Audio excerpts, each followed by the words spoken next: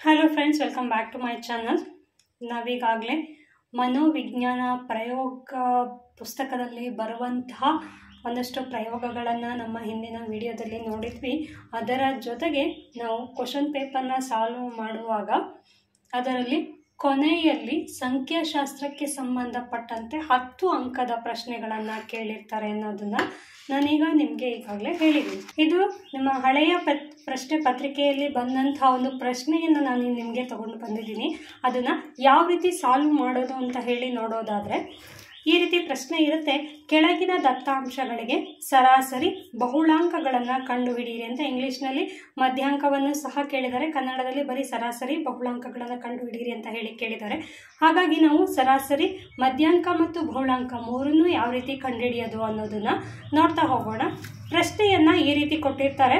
ಇದು ಒಂದೇ ಲೈನಲ್ಲಿರುತ್ತೆ. ವರ್ಗಾಂತರ 5 ರಿಂದ 9 ಆವೃತ್ತಿ ಬಂದ್ಬಿಟ್ಟು 3 ಇರುತ್ತೆ. ವರ್ಗಾಂತರ 10 ರಿಂದ 14 ಆವೃತ್ತಿ ಬಂದ್ಬಿಟ್ಟು 5 ಇರುತ್ತೆ. ವರ್ಗಾಂತರ 15 ರಿಂದ 19 ಆವೃತ್ತಿ ಬಂದ್ಬಿಟ್ಟು 10. ವರ್ಗಾಂತರ 20 ರಿಂದ 24 ಆವೃತ್ತಿ ಬಂದ್ಬಿಟ್ಟು 8. ಇದು ವರ್ಗಾಂತರ 25 ರಿಂದ 29 ಆವೃತ್ತಿ ಬಂದ್ಬಿಟ್ಟು 4 ಅಂತ ಹೇಳಿ ಇದೆ. ಈ ರೀತಿ ಪ್ರಶ್ನೆಯನ್ನು ಕೇಳಿರ್ತಾರೆ. ವರ್ಗಾಂತರ ಇಲ್ಲಿ ಬರ್ಕೋತೀವಿ. ಆವೃತ್ತಿ ವರ್ಗಾಂತರ ಎಷ್ಟಿದೆ? ಫಸ್ಟ್ ಒಂದು 5 to 9 ಇದೆ. ಆವೃತ್ತಿ ಎಷ್ಟಿದೆ? 3 ಇದೆ. ಇದು 10 to 14 ಆವೃತ್ತಿ ಬಂದ್ಬಿಟ್ಟು 5 ಇದೆ. 15 to 19 ಆವೃತ್ತಿ ಬಂದ್ಬಿಟ್ಟು 10 ಇದೆ. 20 to 24 ಆವೃತ್ತಿ ಬಂದ್ಬಿಟ್ಟು 8 ಇದೆ.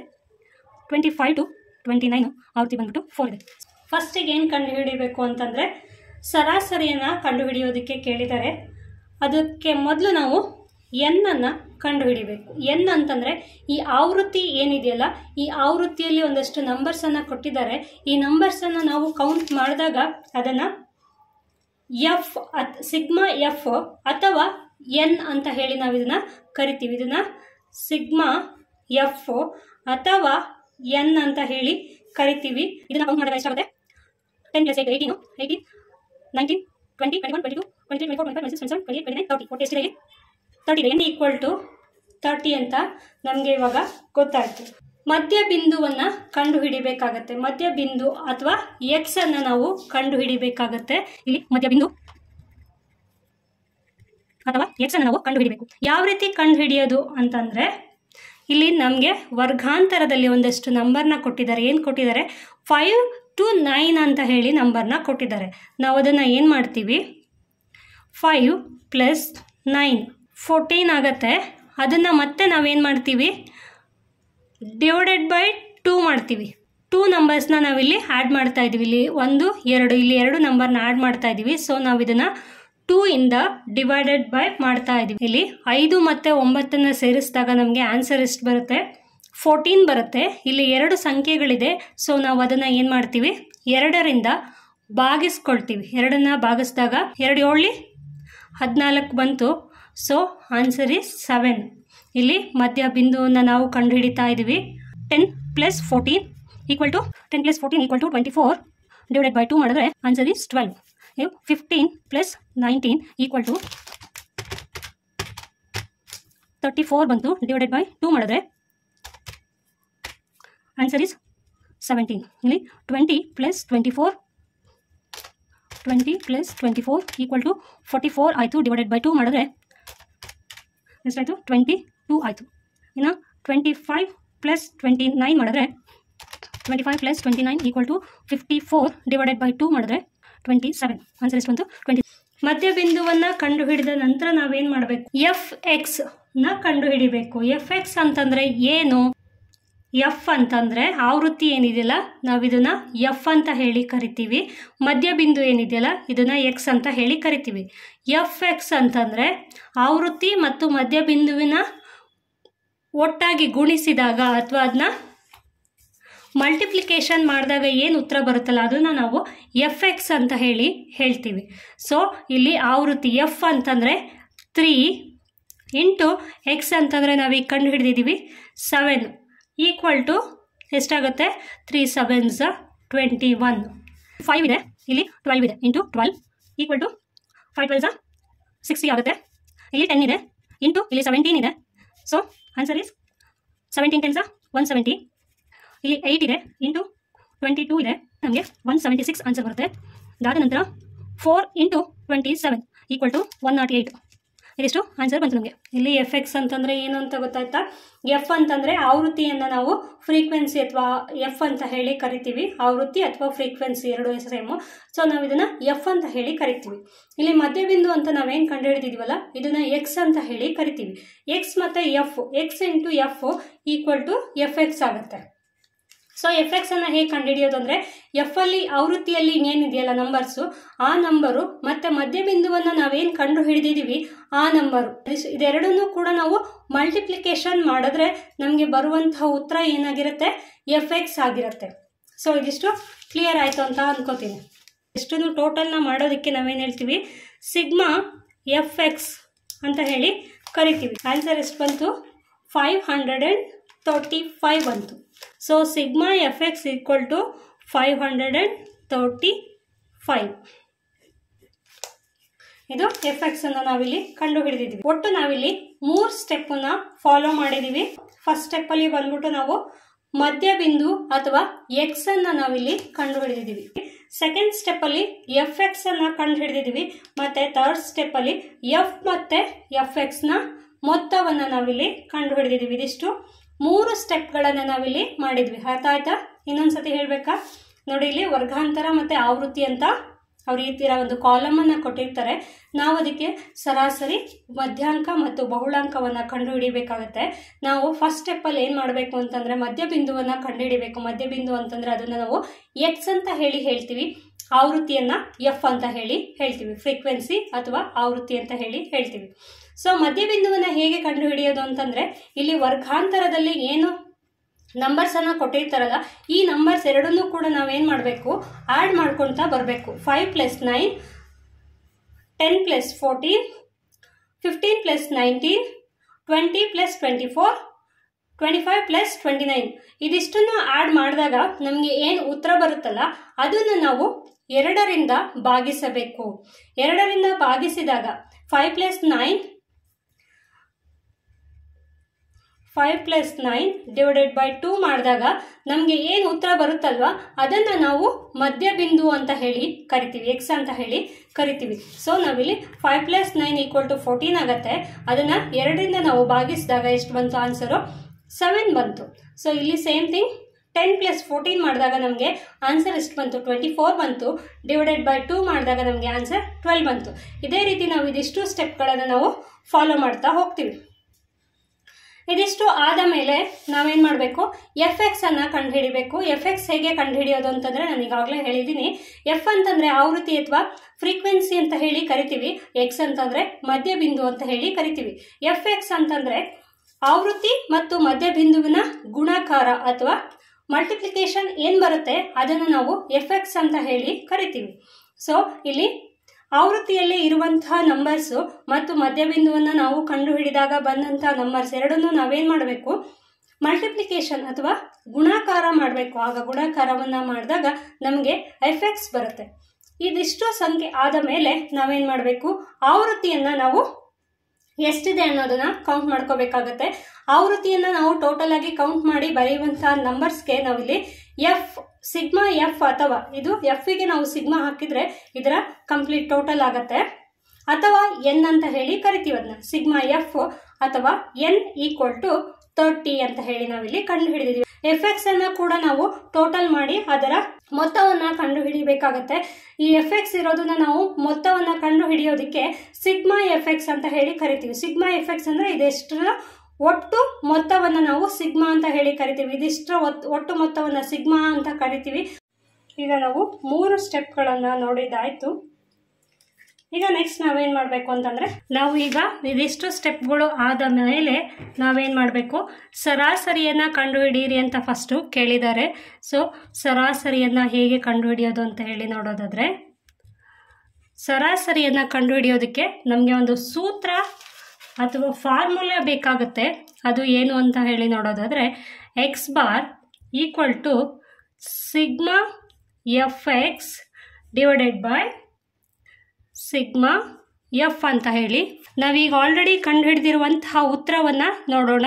ನಾವಿಲ್ಲಿ ಸಿಗ್ಮಾ ಎಫ್ ಅನ್ನು ಕಂಡುಹಿಡಿದಿದ್ದೀವಿ, ಜೊತೆಗೆ ಸಿಗ್ಮಾ ಎಫ್ ಎಕ್ಸ್ ಅನ್ನು ಸಹ ಕಂಡುಹಿಡಿದಿದ್ದೀವಿ. ಅದನ್ನು ನಾವು ಫಾರ್ಮುಲಾಕ್ಕೆ ಅಪ್ಲೈಯನ್ನು ಮಾಡಿದಾಗ X bar equal to F X, sigma F X ಅನ್ನೋದನ್ನು ಇಲ್ಲಿ ಎಷ್ಟು ಅಂತ ಕಂಡುಹಿಡಿದಿದ್ದೀವಿ ನಾವು 535 ಅಂತ ಹೇಳಿ ಕಂಡುಹಿಡಿದಿದ್ದೀವಿ. ಅದನ್ನು ಹಾಕಬೇಕು. 535 divided by F, sigma F ಅಂತಂದರೆ ಎಷ್ಟು 30 ಅಂತ ಹೇಳಿ ನಾವೀಗ ಆಲ್ರೆಡಿ ಕಂಡುಹಿಡಿದಿದ್ದೀವಿ. 535 ಡಿವೈಡೆಡ್ ಬೈ 30 ನಾವು ಮಾಡಿದಾಗ ಆನ್ಸರ್ ಎಷ್ಟು ಬಂತು? 17.83 ಆನ್ಸರು ಬಂತು. ಸೊ ನಮಗೆ ಈಗ ಸರಾಸರಿ ಅಥವಾ X bar equal to answer ಎಷ್ಟು? 17.83 ಆನ್ಸರ್ ಬಂತು. ನಾವೀಗ ಒಂದು ಸ್ಟೆಪ್ಪನ್ನು ಅಂದರೆ ಒಂದು ಉತ್ತರವನ್ನು ಕಂಡು ಹಿಡಿದಿದ್ದು ಆಯಿತು. ಈಗ ನೆಕ್ಸ್ಟ್ ಏನು ಮಾಡಬೇಕು? Second step. ಸರಾಸರಿಯನ್ನು ಕಂಡು ಹಿಡಿದಿದ್ದಾಯಿತು. ನೆಕ್ಸ್ಟ್ ಕೇಳಿದ್ದಾರೆ ಬಹುಳಾಂಕವನ್ನು ಕಂಡುಹಿಡಿಯಿರಿ ಅಂತ ಹೇಳಿ ಕೇಳಿದ್ದಾರೆ. ಸೊ ಬಹುಳಾಂಕವನ್ನು ನಾವು ಕಂಡುಹಿಡಿಯೋಣ. ಬಹುಳಾಂಕವನ್ನು ಕಂಡುಹಿಡಿಯೋದಕ್ಕೂ ಸಹ ಒಂದು ಸೂತ್ರ ಇದೆ. ಅದನ್ನು ಬಹುಳಾಂಕ ಅಥವಾ ಮೋಡ್ ಅಂತ ಹೇಳಿ ನಾವಿಲ್ಲಿ ಕರಿತೀವಿ, ಸರಾಸರಿ ಅಥವಾ ಮೀನ್ ಅಂತ ಹೇಳಿ ನಾವಿಲ್ಲಿ ಕರಿತೀವಿ.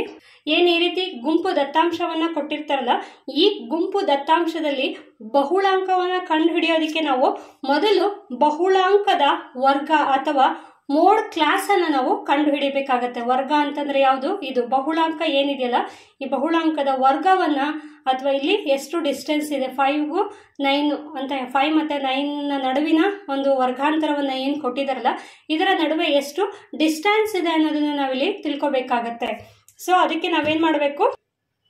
ಅತ್ಯಂತ ಹೆಚ್ಚಿನ ಆವೃತ್ತಿ ಯಾವುದಿದೆ ಅದನ್ನ ನೋಡ್ಕೋಬೇಕಾಗತ್ತೆ. ಇಲ್ಲಿ ಫಸ್ಟು ಈ ಆವೃತ್ತಿ ಇದೆಯಲ್ಲ, ಈ ಆವೃತ್ತಿಯಲ್ಲಿ ಯಾವುದು ಅತಿ ಹೆಚ್ಚು ಆದಂತಹ ಆವೃತ್ತಿಯನ್ನು ಹೊಂದಿದೆ ಅನ್ನೋದನ್ನ ನಾವಿಲ್ಲಿ ನೋಡ್ಬೇಕು. ಇಲ್ಲಿ 3 ಇದೆ, ಇಲ್ಲಿ 5 ಇದೆ, ಇಲ್ಲಿ 10 ಇದೆ, ಇಲ್ಲಿ 8 ಇದೆ, ಇಲ್ಲಿ 4 ಇದೆ. ಇದಿಷ್ಟರಲ್ಲಿ ಯಾವುದಿದು ಜಾಸ್ತಿ ಇರೋವಂಥದ್ದು? ಯಾವುದು ನಂಬರ್ ಯಾವುದಿದೆ? ಯಾವ್ದು ಹೇಳಿ ನೋಡೋಣ. 10 ಬರುತ್ತೆ. ಯಾವುದು?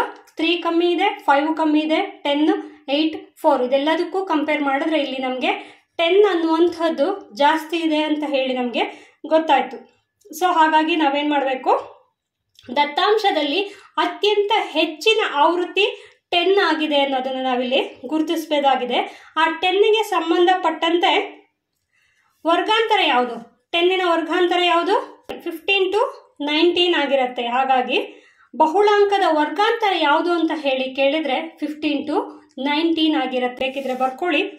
ಗುಂಪು ದತ್ತಾಂಶದಲ್ಲಿ ಬಹುಳಾಂಕವನ್ನು ಕಂಡುಹಿಡಿಯಲು ನಾವು ಮೊದಲು ಬಹುಳಾಂಕ ವರ್ಗವನ್ನು ಕಂಡುಹಿಡಿಬೇಕಾಗತ್ತೆ ಅಥವಾ ಗುರುತಿಸಬೇಕಾಗತ್ತೆ. ಅತ್ಯಂತ ಹೆಚ್ಚಿನ ಆವೃತ್ತಿಯನ್ನು ಹೊಂದಿರುವಂತಹ ವರ್ಗಾಂತರವನ್ನು ಗುರುತಿಸಬೇಕಾಗತ್ತೆ first.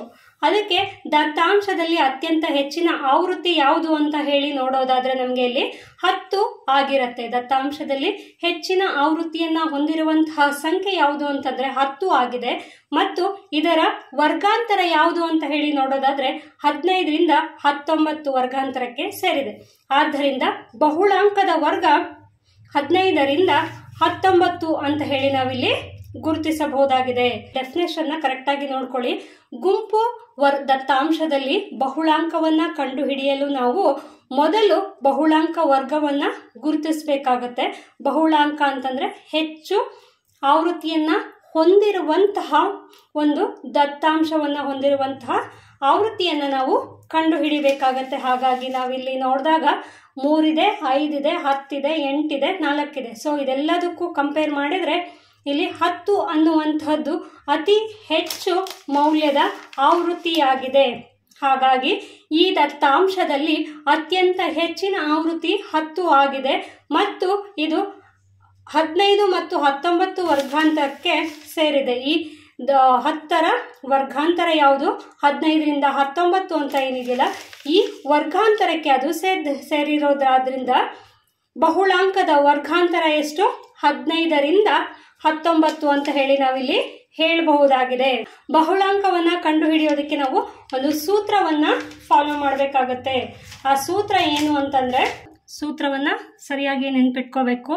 Mode equal to L, F1 minus F0 divided by 2 F1 minus F0 minus F2 into H ಅಂತ ಹೇಳಿ ಒಂದು ಫಾರ್ಮುಲಾ ಬರುತ್ತೆ. ಫಾರ್ಮುಲಾವನ್ನು ಸರಿಯಾಗಿ ನೋಡ್ಕೊಳ್ಳಿ.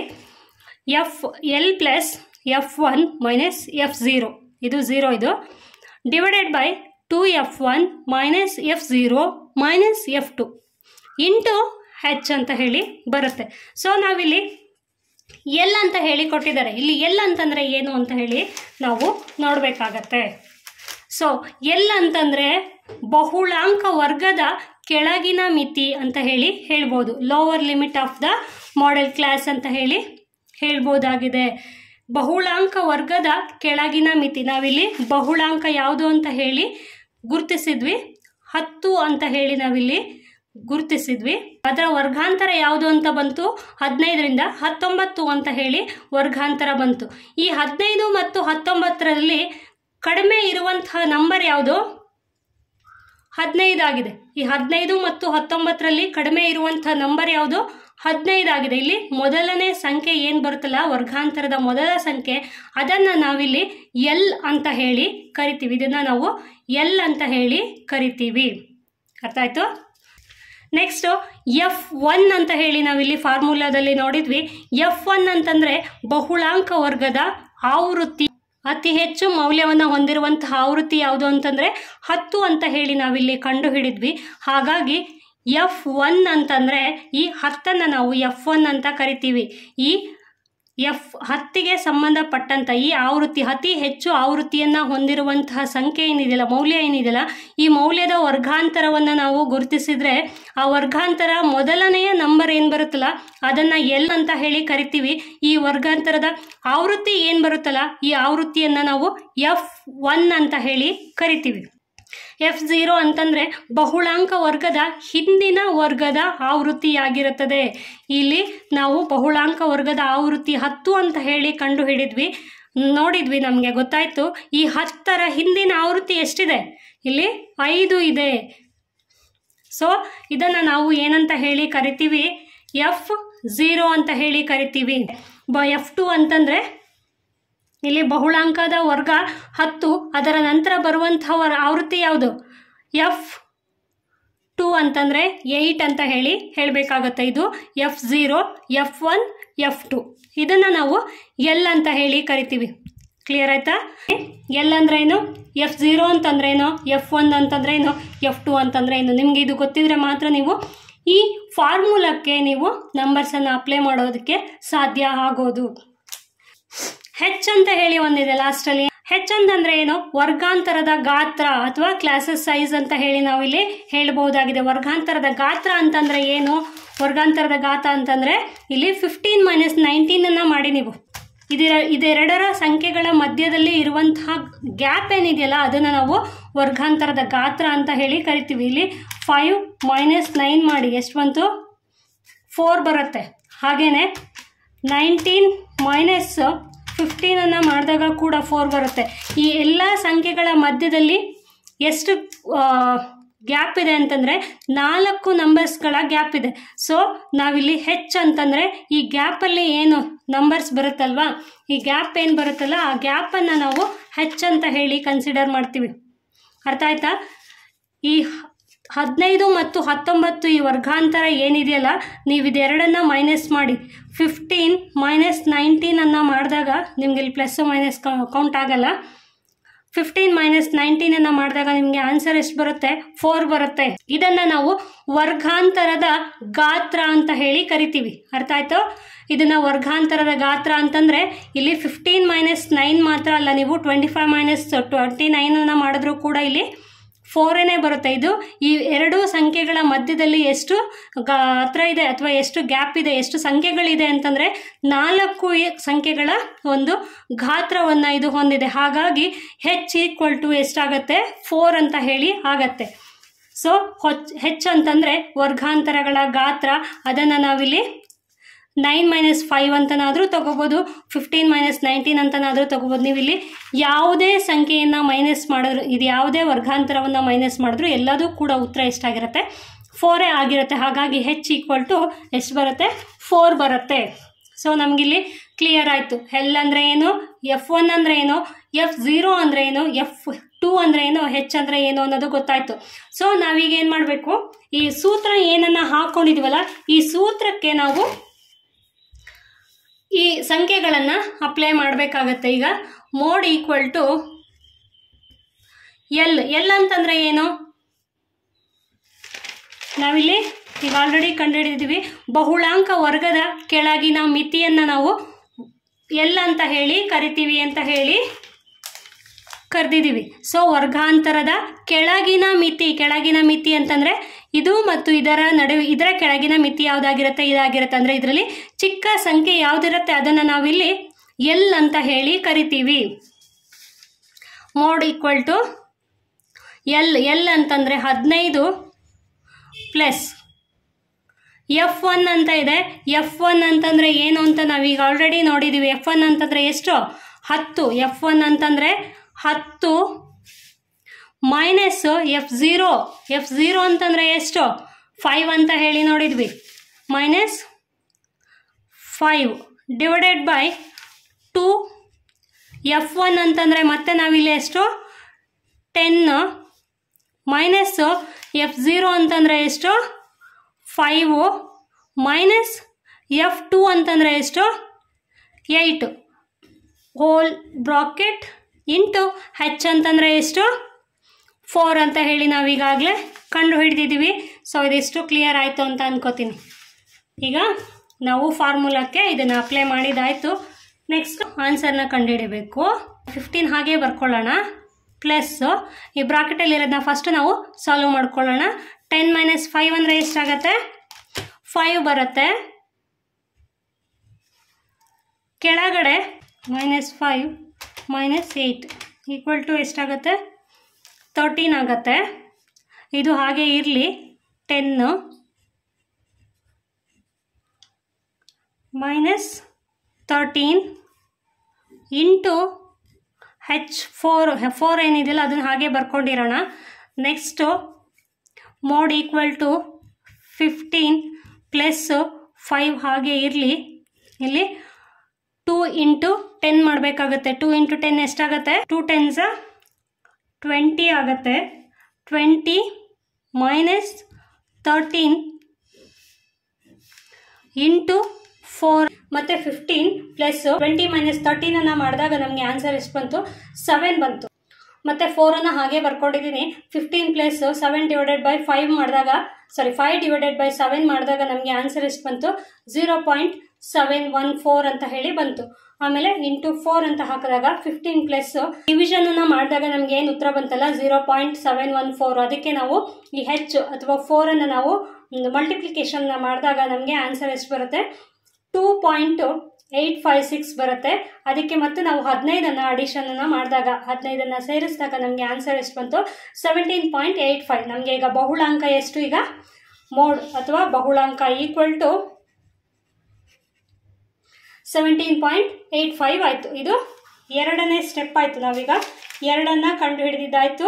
ಏನೇನು ಕಂಡು ಹಿಡಿದಿದ್ವಿ, ಮೋಡನ್ನು ಕಂಡು ಹಿಡಿದ್ವಿ, ಸರಾಸರಿಯನ್ನು ಕಂಡು ಹಿಡಿದ್ವಿ. ಈಗ ನೆಕ್ಸ್ಟ್ ನಾವೇನು ಕಂಡು ಹಿಡಿಬೇಕು ಅಂತಂದರೆ ಮಧ್ಯಾಂಕವನ್ನು ಕಂಡು ಹಿಡಿಬೇಕು. ಮಧ್ಯಾಂಕವನ್ನು ಹೇಗೆ ಕಂಡು ಹಿಡಿಯೋದು ಅಂತಂದರೆ, ಮಧ್ಯಾಂಕವನ್ನು ಕಂಡು ಹಿಡಿಯೋದಕ್ಕೂ ಸಹ ನಾವು ಒಂದು ಸೂತ್ರವನ್ನು ಅಥವಾ ಫಾರ್ಮುಲಾವನ್ನು ಅಪ್ಲೈ ಮಾಡಬೇಕಾಗುತ್ತೆ. ಅದು median equal to L n/2 minus CF divided by F whole bracket into H. ಇದನ್ನು ನಾವು ಯಾವ ರೀತಿ ಮಾಡೋದು ಅಂತ ಹೇಳಿ ನೋಡೋದಾದರೆ, ಇದಕ್ಕೆ ನಾವು ಮತ್ತೆ ವರ್ಗಾಂತರ ಆವೃತ್ತಿಗೆ ಸಂಚಿತ ಆವೃತ್ತಿ ಅಥವಾ CF ಅನ್ನು ಕಂಡು ಹಿಡಿಬೇಕಾಗುತ್ತೆ. ನಮಗೆ ಇಲ್ಲಿ CF ಅನ್ನು ಕೇಳಿದ್ದಾರೆ. ಹಾಗಾಗಿ ಇನ್ನೂ ಒಂದು ಸ್ಟೆಪ್ಪನ್ನು ನಾವು ಇಲ್ಲಿ ಮಾಡಬೇಕಾಗತ್ತೆ. ಅದು ಏನು ಅಂತಂದರೆ, ವರ್ಗಾಂತರ ಏನು ಕೊಟ್ಟಿದ್ದಾರೆ ಅದನ್ನು ಹಾಗೆ ಬರ್ಕೊಳ್ಳಿ. ವರ್ಗಾಂತರ 5 to 9, 10 to 14, 15 to 19, 20 to 24, 25 to 29. ಆವೃತ್ತಿಯನ್ನು ಬರ್ಕೊಳ್ಳಿ.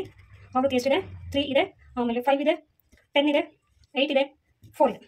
ಸೊ CF ಅಥವಾ ನಾವು ಸಂಚಿತ ಆವೃತ್ತಿಯನ್ನು ನಾವಿಲ್ಲಿ ಕಂಡು ಹಿಡಿಬೇಕಾಗುತ್ತೆ. ಸಂಚಿತ ಆವೃತ್ತಿ ಅಥವಾ CF ಅಂತ ಹೇಳಿ ಕರಿತೀವಿ. ಇದನ್ನು ನಾವು ಕಂಡು ಹಿಡಿಬೇಕಾಗುತ್ತೆ. ಇದನ್ನು ಹೇಗೆ ಕಂಡು ಹಿಡಿಯೋದು ಅಂತ ಹೇಳೋದಾದರೆ, ಇಲ್ಲಿ ನಂಬರ್ಸ್ ಏನು ಕೊಟ್ಟಿದ್ದಾರಲ್ಲ ಈ ನಂಬರು ಮೊದಲನೇ ಸಂಖ್ಯೆ ಮತ್ತು ಮೊದಲನೇ ಆವೃತ್ತಿ ಮತ್ತು ಎರಡನೇ ಆವೃತ್ತಿಯನ್ನು ನಾವು ಅಡಿಷನ್ ಮಾಡ್ತಾ ಹೋಗಬೇಕಾಗತ್ತೆ. ಈ ಅಡಿಷನ್ ಮಾಡ್ತಾ ಹೋದಾಗ ನಮಗೆ ಏನು ಬರುತ್ತಲ್ಲ ಅದನ್ನು ನಾವಿಲ್ಲಿ ಸಂಚಿತ ಆವೃತ್ತಿ ಅಥವಾ CF ಅಂತ ಹೇಳಿ ಕರಿತೀವಿ. ಇಲ್ಲಿ 3 ಇದೆ, 3ನ ನಾವು ಹಾಗೆ ಬರ್ಕೊಳ್ಳೋಣ. 3ಯ ನಂತರ ಏನಿದೆ, 3 + 5 ಇದೆ. ಈ 3 ಮತ್ತು ಈ 5ಅನ್ನು ತಗೊಂಡಿದ್ದೀವಿ. ಇದನ್ನು ಎರಡನ್ನು ಆ್ಯಡ್ ಮಾಡಿದ್ರೆ ಎಷ್ಟಾಗುತ್ತೆ, 8 ಬರುತ್ತೆ. ಇಲ್ಲಿ ನಮಗೆ ಆನ್ಸರ್ ಏನು ಬಂತು, 8 ಬಂತು. ಈ 8ಅನ್ನು ಹಾಗೆ ಬರ್ಕೊಳ್ಳೋಣ. ಅದಕ್ಕೆ ನಾವು ಇದನ್ನು ಆ್ಯಡ್ ಮಾಡೋಣ. ಏನು, 10 ಇದೆ. ಈ 10ಅನ್ನು ಆ್ಯಡ್ ಮಾಡಿದ್ರೆ ಎಷ್ಟಾಗತ್ತೆ, 18 ಆಗುತ್ತೆ. ಈಗ 18 ಆಯಿತು. ಈಗ 18ಅನ್ನು ಹಾಗೆ ಬರ್ಕೊಳ್ಳೋಣ. ಪ್ಲಸ್ ಇಲ್ಲೇನಿದೆ, 8 ಇದೆ, ಅದನ್ನು ಇಲ್ಲಿ ಸೇರಿಸೋಣ. ಈಗ ಎಷ್ಟಾಯಿತು, ನಮಗೆ ಉತ್ತರ ಬಂದ್ಬಿಟ್ಟು 18 + 8 = 26 ಆಯಿತು.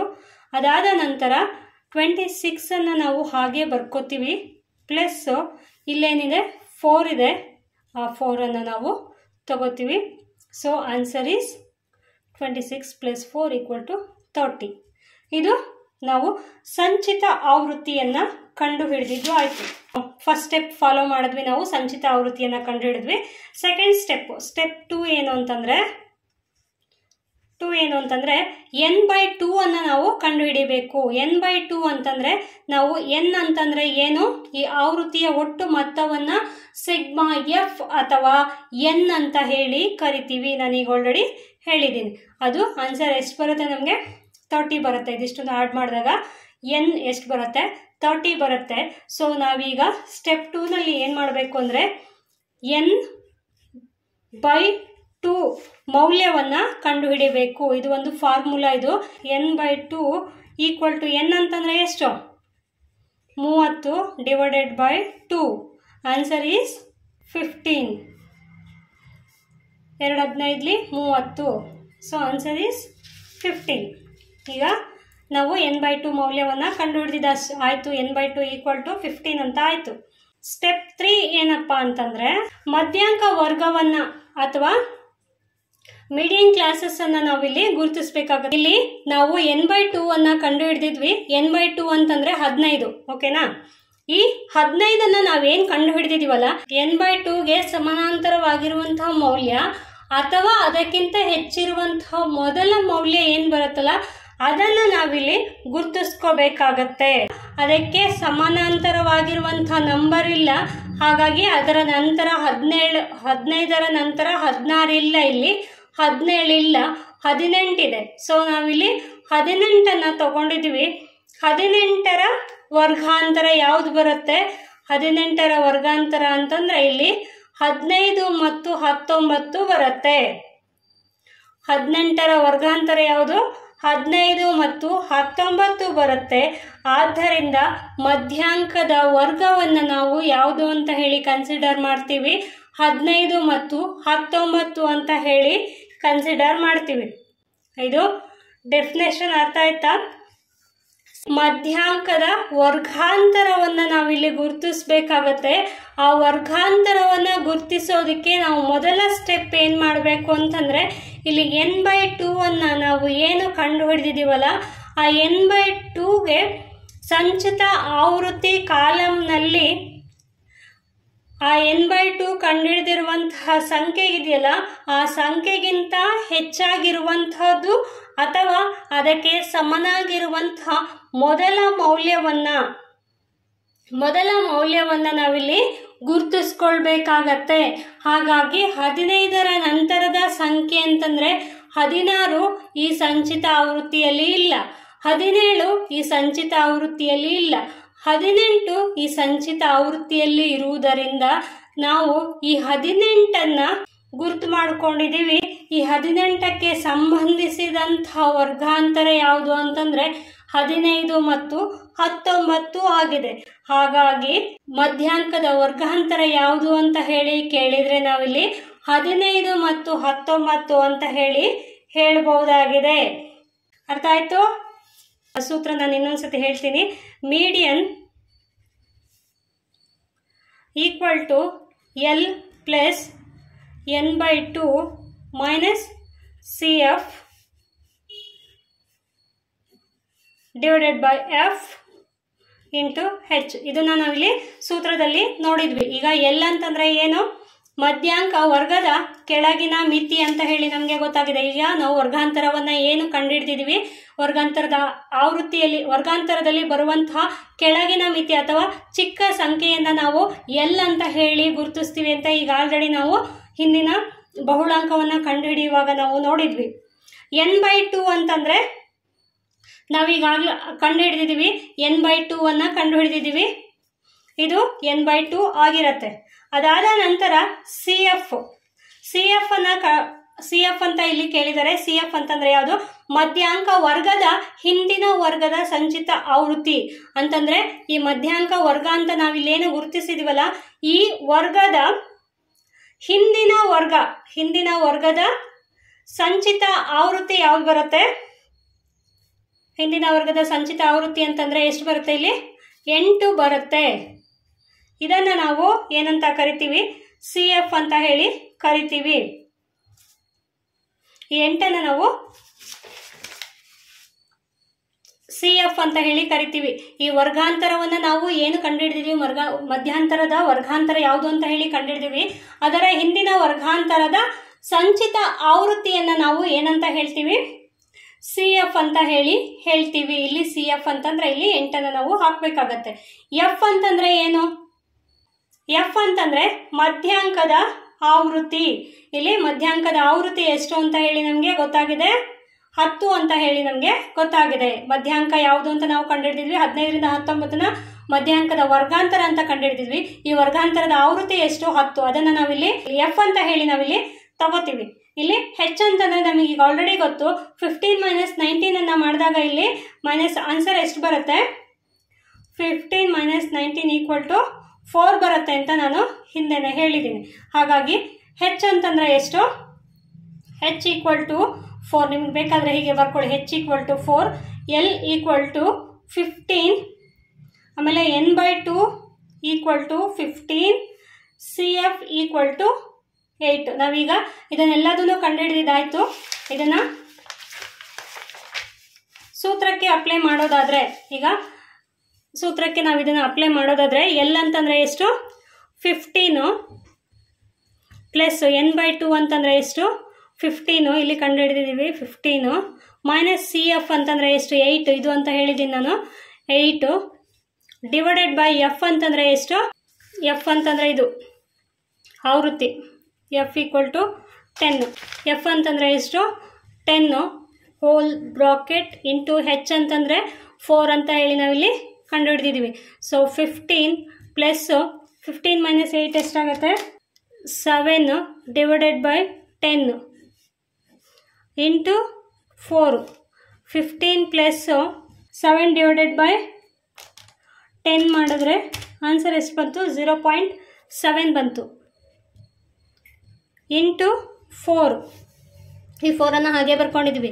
ಸೊ ನಾವು ಇದನ್ನು ಅಡಿಷನನ್ನು ಮಾಡ್ಕೊಳ್ಳೋದಾದರೆ 15 ಪ್ಲಸ್ ಇದನ್ನು ಮಲ್ಟಿಪ್ಲಿಕೇಶನ್ ಮಾಡಿದ್ವಿ, 0.7 ಇಂಟು 4 ಅನ್ನು ಮಾಡಿದಾಗ 2.8 ಆನ್ಸರ್ ಬಂತು. ಸೊ 2.8 ಪ್ಲಸ್ 15ಅನ್ನು ಹಾಕಿದ್ರೆ ಆನ್ಸರ್ ಎಷ್ಟು ಬರುತ್ತೆ? 17.8 ಬರುತ್ತೆ. ಸೊ ಇಲ್ಲಿ ನಾವು ನೋಡಿದ್ವಿ, ಬಹುಳಾಂಕವನ್ನು ಸಹ ಕಂಡುಹಿಡಿದಿದ್ವಿ. ಬಹುಳಾಂಕ ಮತ್ತು ಮಧ್ಯಾಂಕ ಆಲ್ಮೋಸ್ಟ್ ಈಕ್ವಲ್ ಆಗೇ ಬರುತ್ತೆ ನಮಗೆ. 17 ಮೈನಸ್ ಸರಾಸರಿ ನೋಡಿ, 17 ಸರಾಸರಿಯನ್ನು ಕಂಡುಹಿಡಿದಾಗ 17.83 ಬಂತು. ಬಹುಳಾಂಕವನ್ನು ಕಂಡುಹಿಡಿದಾಗ ಕೂಡ 17.85 ಬಂತು. ಇಲ್ಲಿ ನಾವು ಮಧ್ಯಾಂಕವನ್ನು ಕಂಡುಹಿಡಿದಾಗ ಸಹ ಅದೇ ಬಂದಿರುತ್ತೆ, ಸೇಮ್ ಆಲ್ಮೋಸ್ಟ್ ಈಕ್ವಲ್ ಇರುತ್ತೆ. ಇದು ಇಷ್ಟು ನಿಮಗೆ ಒಂದು ಪ್ರಶ್ನೆಗೆ ಸಂಬಂಧಪಟ್ಟಂತಹ ಉತ್ತರ. ತುಂಬ ಲಾಂಗ್ ಆಯಿತು ಅಂತ ಅಂದ್ಕೋತೀನಿ, ಆದರೆ ಇದಕ್ಕೆ ನಿಮಗೆ 10 ಅಂಕದ ಉತ್ತರವಾಗಿರುತ್ತೆ. ಇದನ್ನು ನೀವು ಸಾಲ್ವ್ ಮಾಡಿದ್ರೆ ನಿಮಗೆ 10 ಅಂಕವನ್ನು ನೀಡ್ತಾರೆ. ಇದಿಷ್ಟು ಸ್ಟೆಪ್ಗಳು. ನಿಮಗೆ ಏನಾದರೂ ಕನ್ಫ್ಯೂಷನ್ಸ್ ಇದ್ದರೆ ಇನ್ನೂ ಒಂದು ಸತಿ ಕೇಳಿ, ಬೇಕಿದ್ರೆ ನಾನು ಎಕ್ಸ್ಪ್ಲೈನ್ ಮಾಡ್ತೀನಿ. ಏನಾದರೂ ಗೊತ್ತಾಗಿಲ್ಲ ಅಂತಂದರೆ ಕೇಳ್ಬೋದು. ಇಲ್ಲಿ ಫಸ್ಟ್ ನಾವು ಸರಾಸರಿಯನ್ನು ಕಂಡುಹಿಡಿದ್ವಿ. ಅದಾದ ನಂತರ ಬಹುಳಾಂಕವನ್ನು ಕಂಡಿಡಿದ್ವಿ. ಸರಾಸರಿ ಎಷ್ಟು ಬಂತು? 17.83 ಬಂತು. ಬಹುಳಾಂಕವನ್ನು ಕಂಡಿಡಿದ್ವಿ, 17.85 ಬಂತು. ಅದಾದ ನಂತರ ನಾವು ಮಧ್ಯಾಂಕವನ್ನು ಕಂಡಿಡಿದ್ವಿ, 17.8 ಬಂತು. ಆಲ್ಮೋಸ್ಟ್ ಎಲ್ಲದೂ ಉತ್ತರ ಸೇಮ್ ಇದೆ. ಆದರೆ ನಮಗೆ ಇಲ್ಲಿ 3 ಫಾರ್ಮುಲಾಗಳು ಬರುತ್ತೆ. ಫಾರ್ಮುಲಾ ಮತ್ತು ಫಾರ್ಮುಲಾಕ್ಕೆ ಅಪ್ಲೈ ಮಾಡಬೇಕಾದಂತಹ ಸಂಖ್ಯೆಗಳು ಯಾವುದೆಲ್ಲ ಬರುತ್ತೆ ಅನ್ನೋದನ್ನು ಅರ್ಥ ಮಾಡಿಕೊಂಡ್ರೆ ಸಾಕು. ಇದು ತುಂಬ ಈಸಿ ಆಗುತ್ತೆ. ಒಂದೆರಡು ಸತಿ ನಾವು ಸಾಲ್ವ್ ಮಾಡಿದ್ರೆ ತುಂಬ ಈಸಿಯಾಗಿ ನಾವು ಇದನ್ನು ಸಾಲ್ವ್ ಮಾಡ್ಬೋದಾಗಿದೆ. ಇದಿಷ್ಟು ನಿಮಗೆ 10 ಅಂಕದ ಪ್ರಶ್ನೆಗೆ ಉತ್ತರ ನಿಮಗೆ ಅರ್ಥ ಆಗಿದೆ ಅಂತ ಅನ್ಕೋತೀನಿ. ಏನಾದರೂ ಡೌಟ್ಸ್ ಇದ್ದರೆ ದಯವಿಟ್ಟು ಕೇಳ್ಬೋದು. Thank you for watching. Keep watching.